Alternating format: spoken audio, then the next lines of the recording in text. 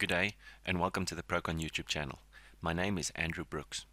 This will show the use of groups in Sumo. A group in Sumo is a powerful tool that one can use to organize objects in a model. The groups can be used not only for a better organized model, but also for easier manipulation as the model progresses. A Sumo model doesn't need groups to deliver a successful analysis, but it sure helps with the organization and manipulation. Probably the easiest way to understand groups is to liken them to layers in a CAD program such as PADS or AutoCAD. As an example, this arbitrary structure consists of columns, beams, and slabs.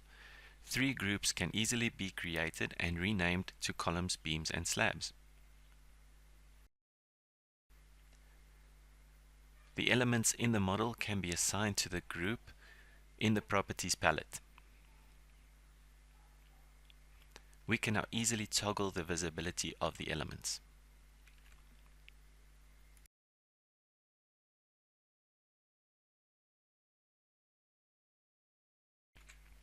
Perhaps we want each level of the model to be assigned to an individual group.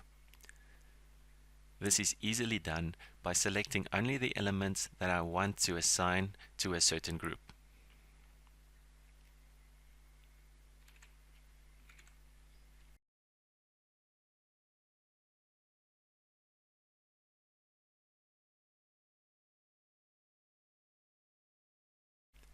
We can now use the groups to narrow down a search using the filter. We can, for example, select all the beams that are part of a certain group. In this case, all the beams that are part of level 3.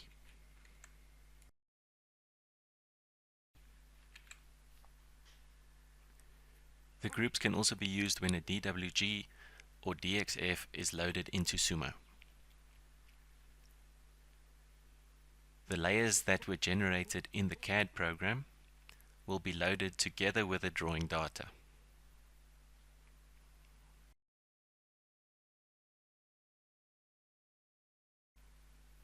We can use the groups to toggle visibility and make the drawing data more manageable.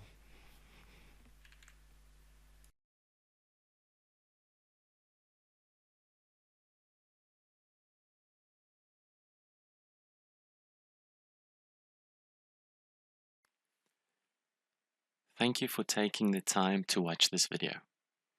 For more tips and tricks, don't forget to subscribe to our channel and hit the bell icon to get notifications.